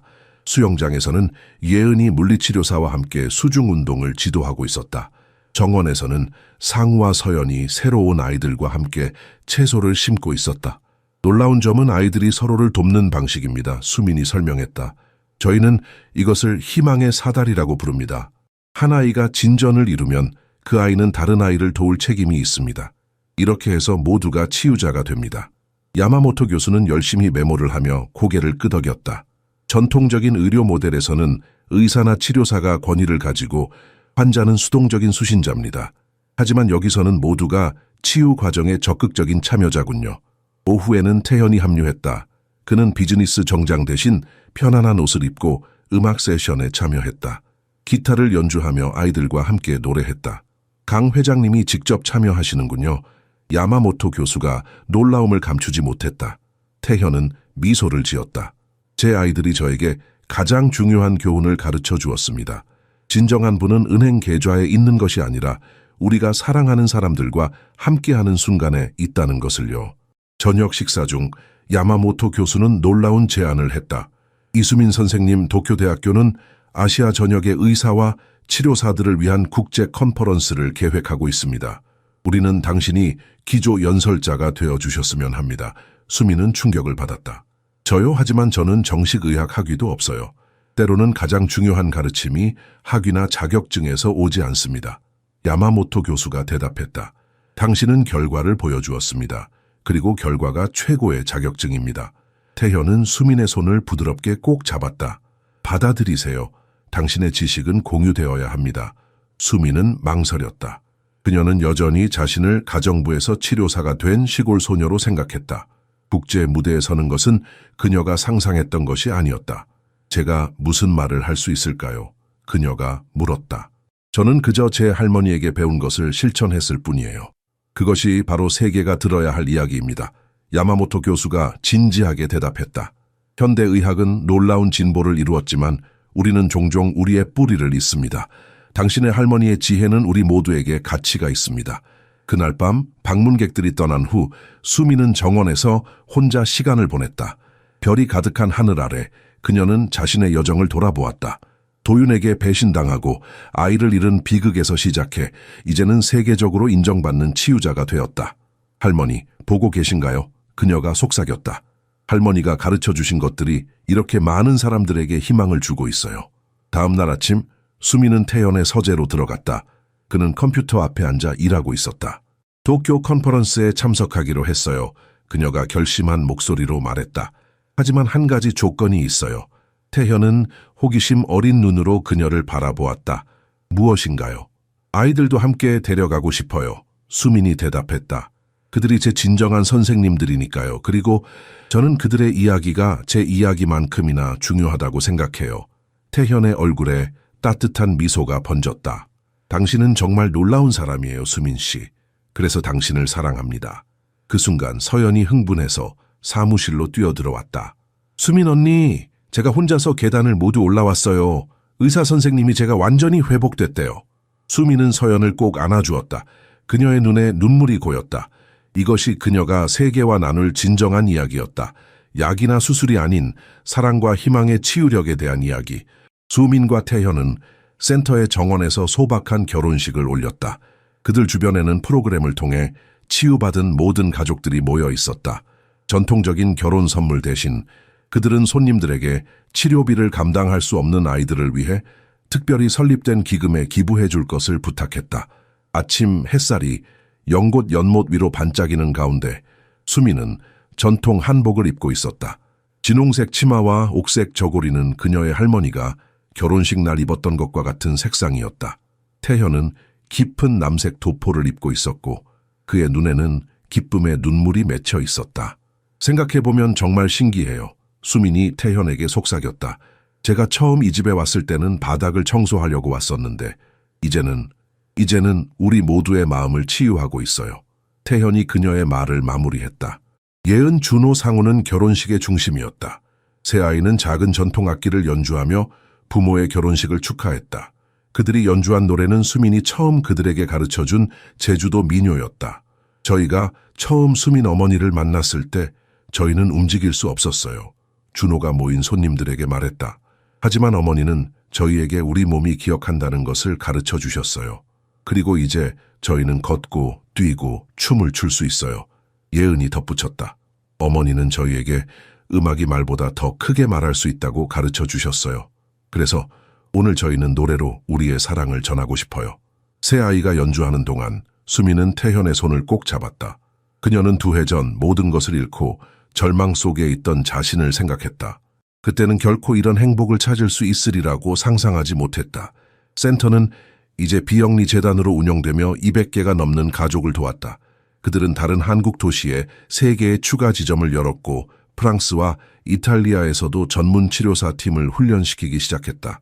코르테스 헤레라 방법은 혁명적인 가족 재활 모델로 국제 대학에서 연구되고 있었다. 태연은 2년 전에 기업 세계를 완전히 떠나 센터에 전념하기로 결정했다. 그는 수민의 치유적 손길과 견줄 만한 자연스러운 치료 음악 재능을 발견했다. 함께 그들은 현대 과학과 고대 지혜를 결합한 방법의 교향곡을 만들어냈다. 결혼식 이후의 축하 연회에서 김민재 박사가 수민에게 다가왔다. 이수민 선생님, 저는 당신의 방법에 대해 여전히 완전히 이해하지 못합니다. 어떻게 이런 결과를 얻는 건가요? 수민은 미소를 지었다. 제 할머니는 항상 말씀하셨어요. 진정한 치유는 증상이 아니라 영혼을 다루는 것이라고요. 현대 의학은 몸을 치료하려고 하지만 때로는 영혼이 먼저 치유되어야 몸이 따라올 수 있어요. 김 박사는 고개를 끄덕였다. 저는 의과대학에서 그런 것은 배운 적이 없습니다. 그렇기 때문에 우리는 서로에게서 배울 수 있어요. 수민이 따뜻하게 대답했다.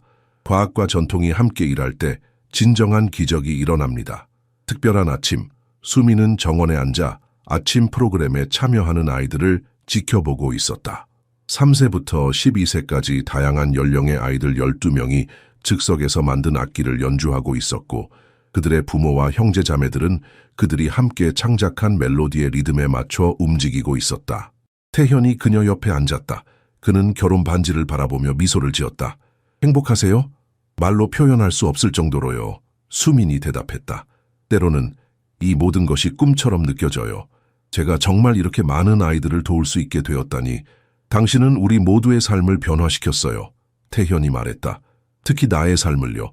은지가 떠났을 때 나는 내 마음도 함께 떠났다고 생각했어요. 하지만 당신은 내게 다시 사랑하는 법을 가르쳐 주었어요. 수미는 그의 손을 잡았다. 우리는 서로를 치유했어요. 그것이 진정한 사랑의 의미인 것 같아요. 그때 예은이 진지한 표정으로 다가왔다. 엄마, 그녀가 말했다. 센터에 오고 싶어 하는 새로운 가족이 있어요. 그들도 우리처럼 삼둥이가 있는데 이 아이들은 볼 수가 없어요. 수미는 가슴에 익숙한 찌르는 감각을 느꼈다. 그것은 그녀의 마음이 더 많은 고통과 더 많은 치유 가능성을 동시에 포함하도록 확장되고 있음을 나타내는 신호였다. 그 아이들이 몇 살이니? 수민이 물었다. 우리랑 같은 나이, 예은이 대답했다. 그들의 이름은 세진, 민준, 지우예요. 그들은 태어날 때부터 볼 수 없었대요. 태현은 수민의 표정을 살폈다. 당신이 그들을 만나보고 싶나요? 수민은 잠시 생각에 잠겼다. 그녀는 자신의 여정이 어디서 시작되었는지, 그리고 그것이 그녀를 어디로 이끌었는지 생각했다. 모든 고통, 모든 상실, 모든 눈물이 이 순간을 위한 준비였던 것 같았다. 네, 그녀가 마침내 대답했다. 그들을 내일 만나고 싶어요. 모든 아이는 빗속에서 세상을 볼 기회를 가져야 해요. 비록 그 방법이 다를지라도요.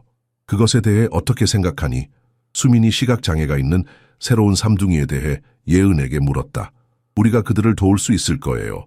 예은이 자신의 여정을 통해 기적이 일상이 된 것을 목격한 사람의 자신감으로 대답했다. 준호는 그들이 온몸으로 음악을 듣는 법을 가르칠 수 있다고 해요. 상우는 손으로 색깔을 느끼는 법을 가르칠 수 있대요. 그리고 저는 온전하지 않다는 것이 완전하지 않다는 의미가 아니라는 것을 가르칠 수 있어요. 8살 딸의 지혜에 숨이는 순간 말문이 막혔다. 그 마지막 교훈은 어떻게 배웠니? 작은 현명한 아이야. 그녀가 마침내 물었다. 엄마에게서 배웠어요. 예은이 단순하게 대답했다. 엄마는 온전하다는 것이 다른 사람들이 자신의 잃어버린 부분을 찾도록 돕는 것이라고 가르쳐 주셨어요. 다음 날 아침, 김지연과 박현우 부부가 3명의 시각장애 아이들과 함께 센터를 방문했다. 세진, 민준, 지우는 태어날 때부터 볼 수 없었지만 그들의 다른 감각은 놀라울 정도로 발달해 있었다. 특히 그들의 청각은 예민했다.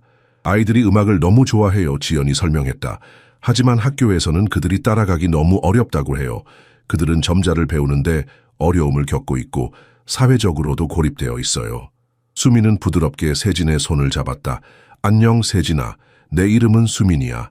너희를 만나서 정말 기뻐. 세진은 고개를 기울이며 수민의 목소리를 듣고 있었다. 당신의 목소리가 따뜻해요, 그가 말했다. 햇빛 같아요. 수민은 미소를 지었다.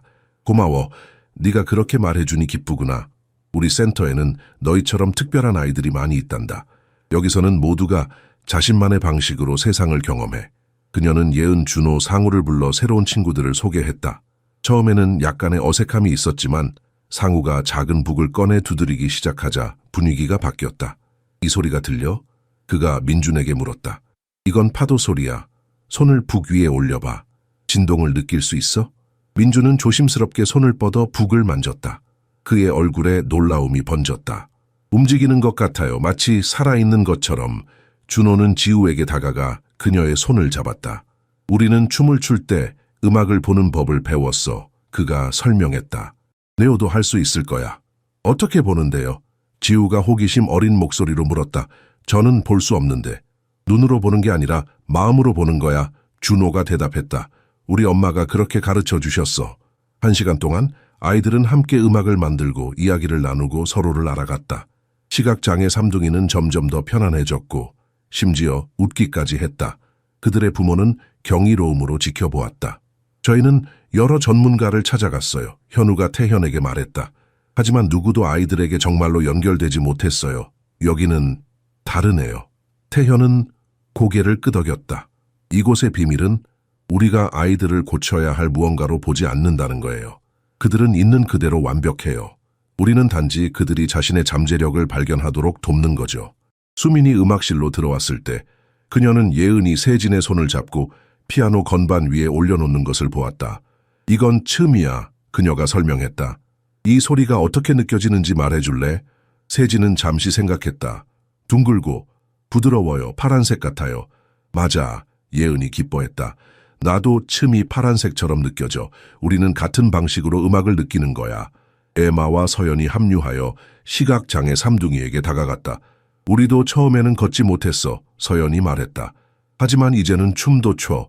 너희도 볼 수 있게 될 거라고 말하는 게 아니야. 하지만 너희만의 방식으로 세상을 볼 수 있을 거야. 에마가 전통 북을 내밀었다. 이게 내가 처음으로 만든 소리야. 한번 해볼래? 지우가 북을 받아들고 조심스럽게 두드렸다. 그녀는 소리에 웃음을 터뜨렸다. 제가 만든 거예요. 제가 음악을 만들었어요. 수미는 이 모든 것을 지켜보며 가슴이 따뜻해지는 것을 느꼈다. 상처받은 아이들의 작은 공동체가 서로를 치유하는 법을 배우는 모습은 그녀가 상상할 수 있는 가장 아름다운 광경이었다. 에마가 처음 발걸음을 뗀 지 5년 후 강씨 저택은 원래 거주자들 중 누구도 상상하지 못했던 것으로 변모했다. 가족 재활 모델은 전 세계적으로 복제되고 있었지만 그 움직임의 심장은 모든 것이 시작된 그 정원에 남아 있었다. 그날 오후 그들이 함께 심은 참나무에 너그러운 그늘 아래에서 목격된 모든 기적을 기념하며 수민과 태현은 그들을 그곳으로 이끈 비범한 여정에 대해 생각했다. 후회되는 것이 있나요? 태현이 물었다. 단 하나뿐이에요. 수민이 대답했다. 고통이 이야기의 끝이 아니라 단지 다른 잠재적으로 더 아름다운 이야기의 시작일 뿐이라는 것을 깨닫는데 너무 오래 걸렸다는 거예요. 그럼 우리는 지금 어떤 이야기를 쓰고 있는 걸까요? 태현이 물었다. 수민은 태현에게 기대며 한 번도 가능하다고 상상하지 못했던 방식으로 완전함을 느꼈다. 우리는 한 걸음씩, 한 기적씩, 한 마음씩 만들어진 가족의 이야기를 쓰고 있어요. 끝이 없는 이야기, 우리가 도운 모든 아이, 우리가 치유한 모든 가족, 누군가가 처음으로 내딛는 모든 발걸음과 함께 단지 배가 될 뿐인 이야기를요. 그들의 이야기는 더 큰 이야기들의 일부가 되었다. 사람들이 불가능한 것을 믿기로 결정하고 가능한 것을 현실로 만들기 위해 끊임없이 노력할 때 일어나는 희망, 사랑, 그리고 기적에 대한 이야기들.